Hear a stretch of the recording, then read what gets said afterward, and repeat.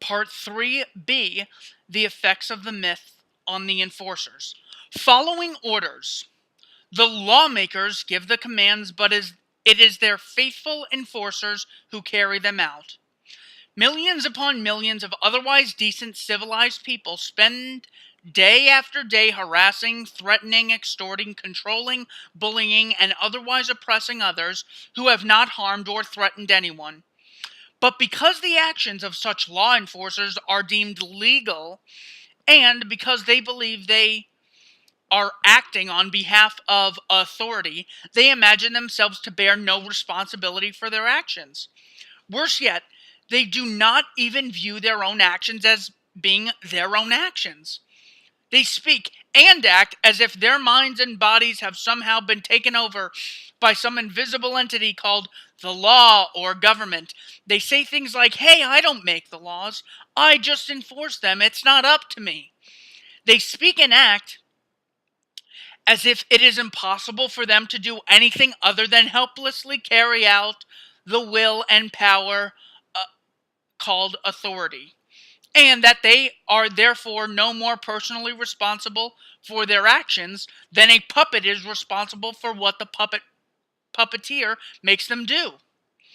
When acting in their official capacity, while seemingly helplessly possessed by the spirit of authority, law enforcers behave in ways which they never otherwise would, and do things that they themselves would recognize as uncivilized, violent, and evil if they did such things of their own volition without any authority telling them to. Examples of this occur all over the world, every hour of every day, in a wide variety of ways.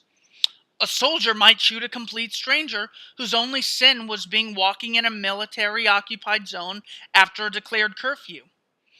A group of heavily armed men might kick down someone's door and drag him away, or shoot a man in front of his wife and children because the man grew a plant which politicians proclaim to be forbidden, illegal. A bureaucrat might file paperwork instructing a financial institution to take thousands of dollars out of someone's bank account in the name of tax collection. Another bureaucrat may send in armed thugs upon finding out that someone had the gall to build a deck on his own property without the approval of his neighbors, but without government approval in the form of a building permit. A traffic cop may stop and extort someone via a ticket for not wearing a seatbelt. The TSA agent may rummage through someone's personal belongings without the slightest reason to suspect that the person has done or is going to do anything wrong. A judge might direct armed thugs to put someone in a cage for weeks or months or years for anything from showing contempt for the judge to driving without the written permission of politicians in the form of a driver's license, to having engaged in any type of mutually voluntary but non-politician sanctioned illegal commerce. These examples, and literally millions of others which could be given, are acts of aggression committed by perpetrators who would not have committed them if they had not been directed to do so by a perceived authority.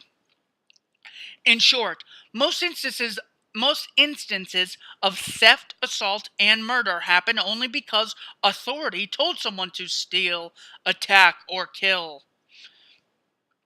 Most of the time, people who carry out such orders would not have committed such crimes on their own. Of the 100,000 people who work for the Internal Revenue Service, how many engaged in harassment, extortion, and theft before becoming IRS agents? Few, if any. How many soldiers went around harassing, threatening, or killing people they did not know before joining the military? Few, if any. How many police officers regularly went around stopping, interrogating, and kidnapping nonviolent people before becoming law enforcers?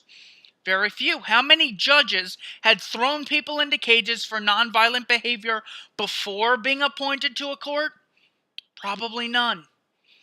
When such acts of aggression become legal and are done in the name of law enforcement, those who commit them imagine such acts to be inherently legitimate and valid, even though they recognize that had they committed the very same act on their own, instead of on behalf of an imagined authority, the acts would have constituted crimes and would have been immoral.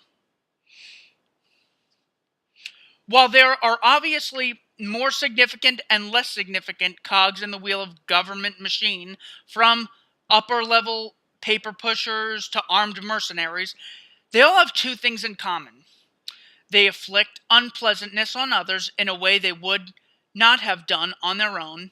And two, they accept no personal responsibility for their actions while in law enforcer mode.